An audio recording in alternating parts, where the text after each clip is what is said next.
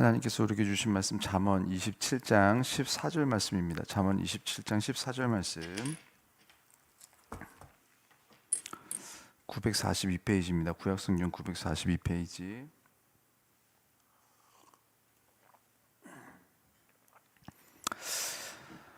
잠언 27장 14절 말씀 우리 한 목소리로 읽겠습니다. 이른 아침에 큰 소리로 자기 이웃을 축복하면 도리어 저주같이 여기게 되리라. 아멘. 오늘 이 말씀도 이 구절 하나만 딱 띄어서 읽으면은 정말 곡해되기 쉬운 구절이기도 합니다. 이른 아침에 큰 소리로 자기 이웃을 축복하면 도리어 저주같이 여기게 된다. 여기에서 주목해야 될 가장 중요한 핵심 단어는 여기게 된다는 거예요. 여기게 된다. 저주같이 여기게 된다라고 하면은 저주가 아니었던 거예요. 진짜 저주가 아니었고 진짜로 축복이었던 거예요. 그런데 저주로 여긴 거예요. 지금 나는 축복을 했는데도 저주로 여겼다. 자, 문제는 뭐냐? 지금 여기서 문제가 된 건 뭐냐면은 이른 아침과 큰 소리예요. 이른 아침에 큰 소리로 축복을 했더니 도리어 저주같이 여겼대요. 자, 그럼 축복을 한 사람은 나쁜 사람일까요? 좋은 사람이에요. 지금 하나님의 성품을 닮아 있고 하나님의 마음을 닮아 있어서 진짜 축복을 한 거고 저주같이 여긴 것뿐이에요. 그러니까 저주인 게 아니라 진짜 축복을 한 우리는 좋은 사람이에요. 우리는 선한 사람이에요. 그런데도 불구하고 결국 이웃들이 느낄 때는 받아들일 때는 저주가 된 거죠. 우리는 진짜 축복을 했는데 사람들은 얘기할 거예요. 남모세가 저주를 했다. 저는 진짜 선해서 진짜 사랑을 베풀었는데 저 사람들은 와, 남모세 최악이야.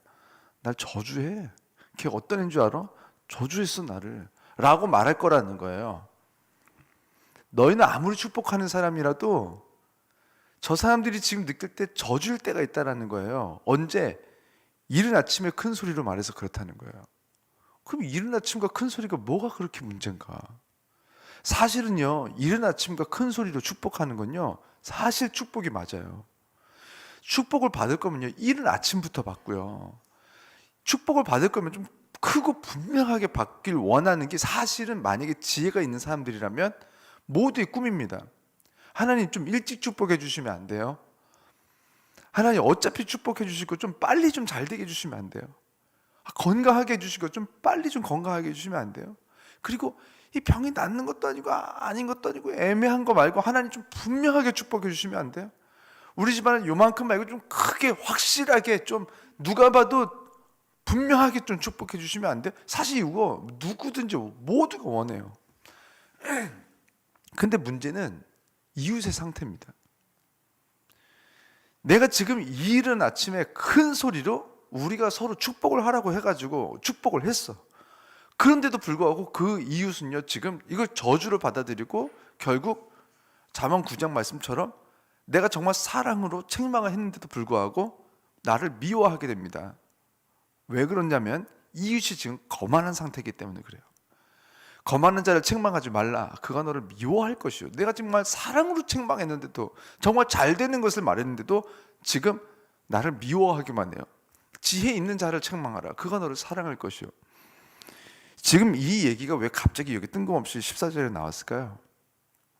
무슨 갑자기 이거 지금 사실 저처럼 이렇게 해석하는 거는 아마 성도님들이 집에서 혼자서 이렇게 읽어가지고는 잘 이게 답이 안 나올 수도 있어요. 이 구절을 정말 엉뚱하게 이해하고 제가 새벽에 예전에 청년들 데리고 맥모닝 말씀 나눔이라고 해가지고 금요일마다 새벽마다 그러니까 금요일은 청년들 이렇게 교회 들어오면서부터 맥모닝 먹을 걸 막 적어내요 저기다가.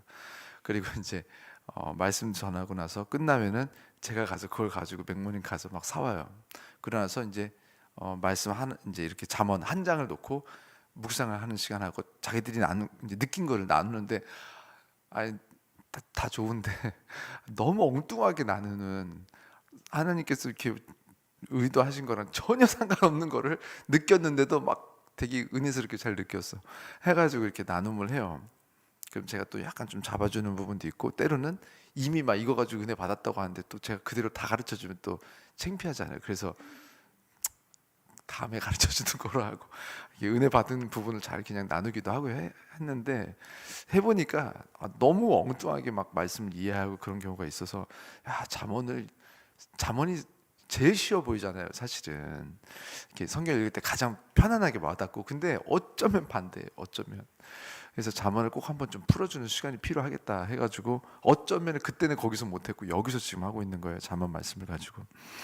지금 이른 아침에 큰 소리로 자기 이웃을 축복한 것이 지금 그냥 나온 게 아니라 13절에 연속해서 나온 거라는 걸 우리가 알아야 돼요. 우리가 요 하나만 딱 읽으면은 지금 전혀 엉뚱하게 읽게 되는데 13절 말씀 우리가 지금 계속해서 보증에 대한 거 어제 나눴잖아요.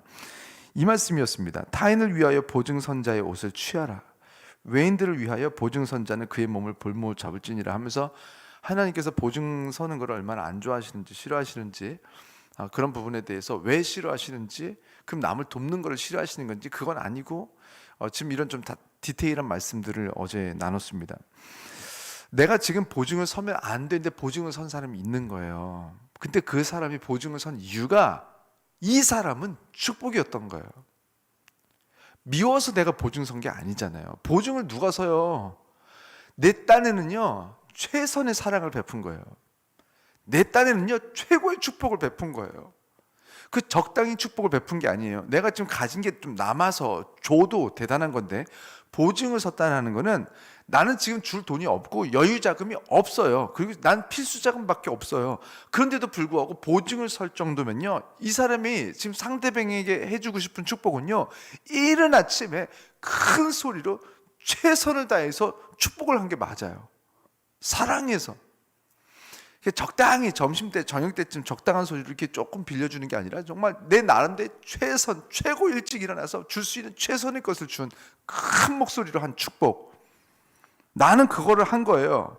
그런데 하나님의 말씀을 어겨가면서까지 보증을 선 이유는 내가 정말 그 이웃이 잘 됐으면 해서 축복하고 싶어서 선한 마음으로, 그러나 하나님의 때, 하나님의 방법, 하나님의 마음을 맞서가면서까지 내가 최선을 다해서 큰 목소리로 이른 아침에 축복을 한 거예요.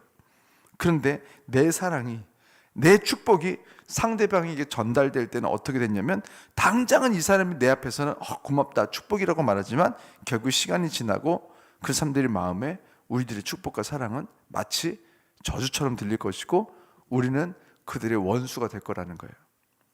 나만 희생해서, 내가 희생하고 싶어서 누군가를 살릴 수 있다면 사실은 보증을 서서라도 누군가를 살려도 됩니다. 예수님께서는 사실 자신의 몸을 보증 삼아가지고 십자가에서 죽으신 거예요. 우리 가족 모두가 같은 마음이 되어서 누군가에게 보증을 서주고 싶다. 우리는 이미 그 사람을 대신해서 고생하기로 함께 결정했고, 가족 구성원 모두가 함께 보증을 서다 그 이웃과 함께 죽는 것도 불사하겠다. 나 십자가에 우리 가족 다 같이 올라가겠다. 그러면 얘기가 좀 달라요. 그런데 친구를 위해서 희생하는 것, 친구를 위해서 목숨을 내어놓는 것은 아주 멋있고 하나님을 닮은 일이지만, 우리 가족 누구라도 아직 지금 이렇게 누군가를 위해서 우리 목숨을 다 던지기로 함께 지금 보증을 서기로 결정하지 않은 돈을 우리가 준다면 그건 누군가를 또 희생시킨, 사실 어제 얘기한 히틀러와 다를 바가 없습니다.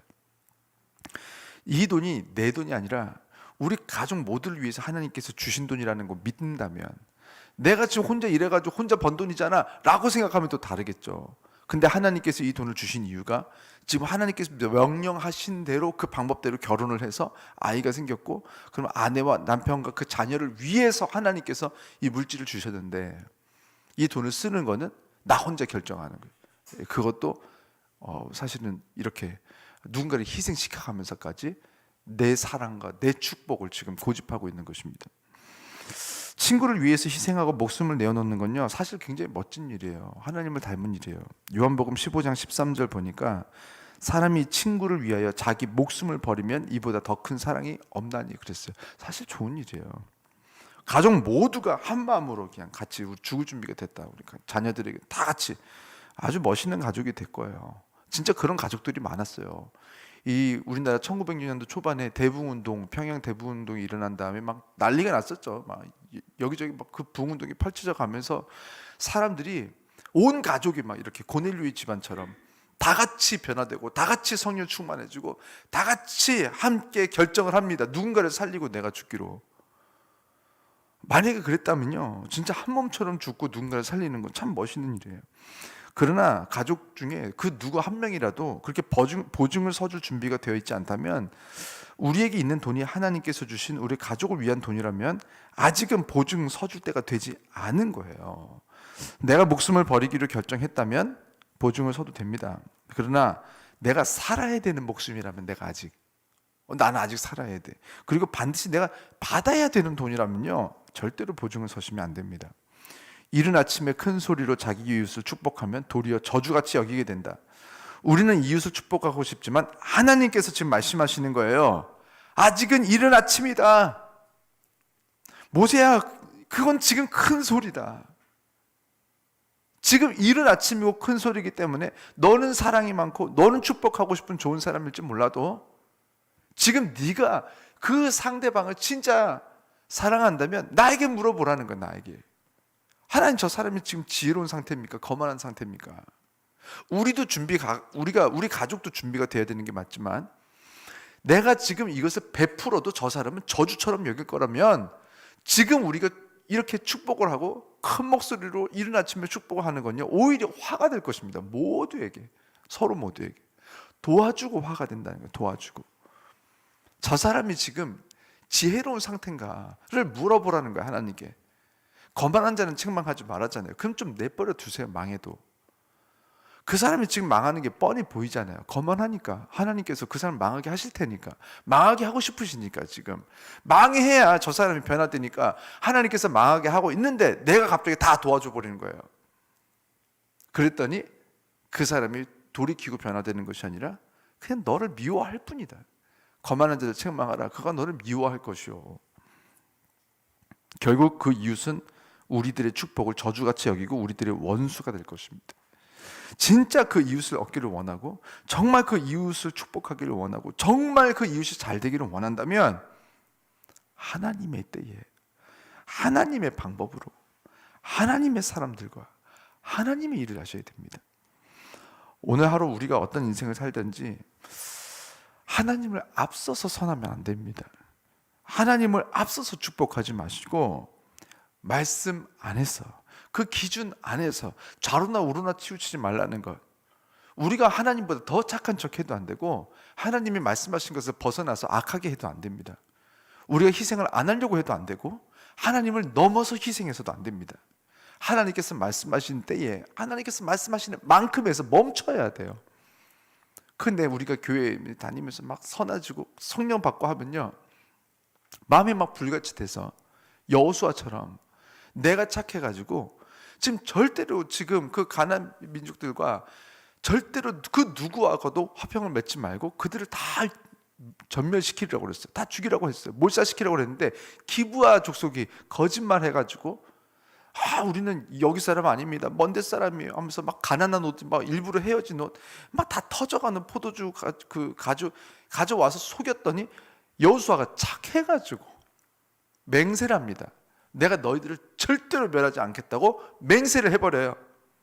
여호수아는 착한 사람이에요. 좋은 사람이에요. 지금 이 사람들이 우리한테 도움이 되지 않아요. 너무너무 별로고 가난하고 아무것도 가진 게 없어. 그런데도 착해서 이 사람 내가 너희들을 반드시 지켜줄게 하고 맹세를 딱 해버려요. 그랬더니 그것이 불순종이 됐습니다. 왜냐하면 그 사람들은 거짓말한 가난한 사람이었거든요. 결국 하나님의 말씀대로 그 사람들을 전멸시킬 수 없는 상황이 돼버렸어요. 결국 기브아 족속을 이제 계속 가지고 데리고 그냥 살게 됩니다. 근데 그것도 사실은요, 이렇게 한번 크게 실수했을 때 우리가 맹세하고 잘못한 건요, 그거 지켜야 돼요. 지금 여호수아가 그래도 하나님께 복을 받은 건 뭐냐면, 지금 실수하고 죄를 짓고 잘못했어요. 그런데 하나님 앞에 맹세를 했어요. 내가 이 사람들 죽이지 않겠다고. 그래서 사실은요, 뒤늦게라도 죽이고 싶었을 거예요. 사실 여호수아한테 도움이 안 돼요.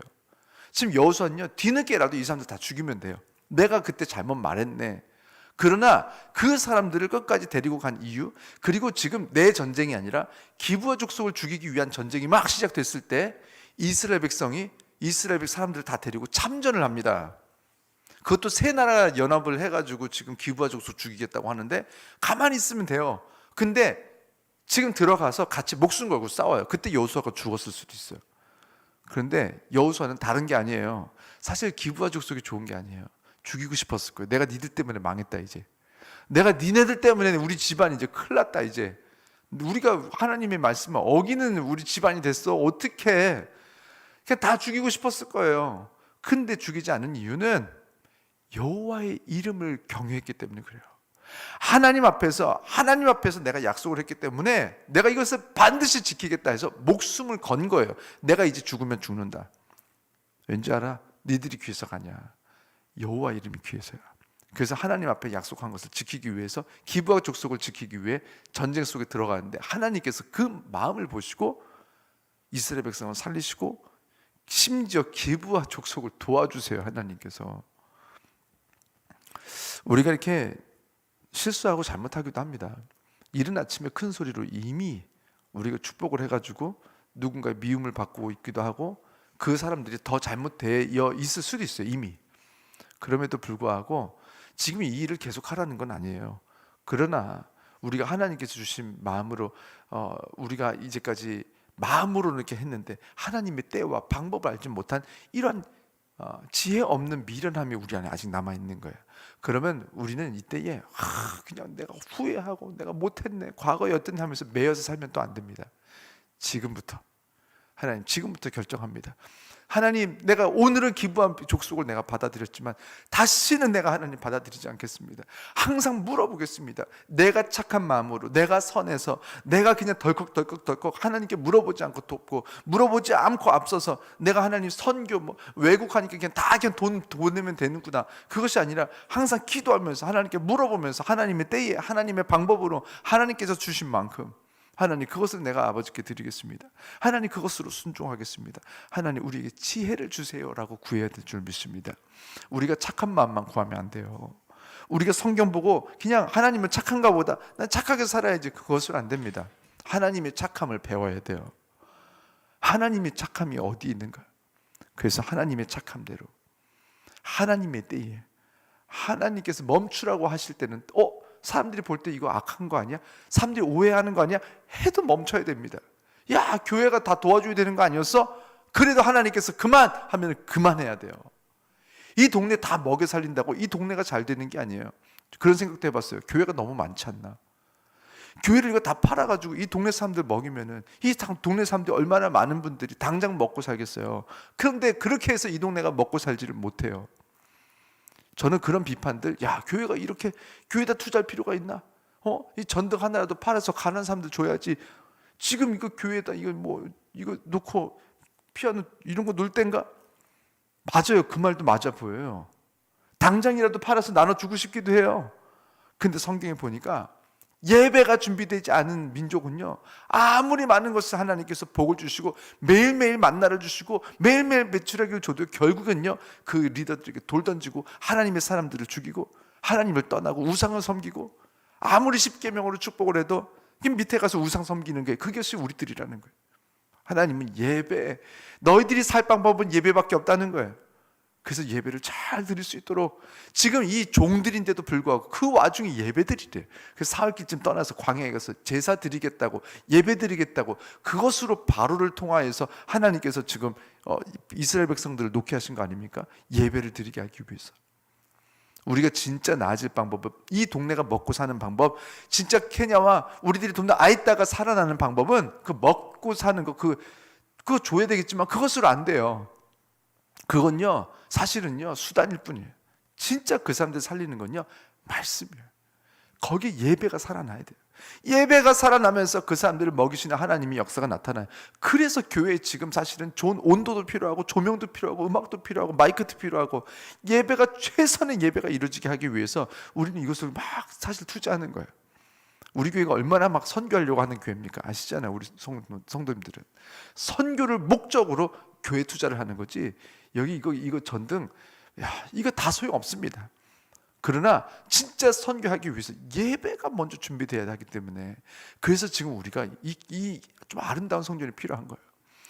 그래서 우리가 하나님의 때에 하나님의 방법으로 하나님의 순서대로 우리가 잘 준비하셔서 우리 이제 가야 되잖아요. 케냐도 가야 되고 아이따도 가야 되고 이제 우리 인도도 가야 되는데 그날을 준비하면서 예배를 잘 준비하셔서 하나님의 때를 알아보는 훈련, 하나님의 방법을 알아보는 훈련을 잘 연습하셔서 하나님께서 원하실 때 정말 하나님께서 행복하신 하나님의 마음을 정말 시원하게 드리는 그런 선교, 그런 복음 전하는 그런 성도들이 될 수 있도록 오늘 하루 이미 이 작은 일들 속에서 먼저 연습을 하시고 성공해내시고 같이 그 성공을 가지고 전 세계 끝까지 우리 함께 나아가는 것을 준비하는 우리 모든 성도님들 되시기를 주의 이름으로 축원합니다.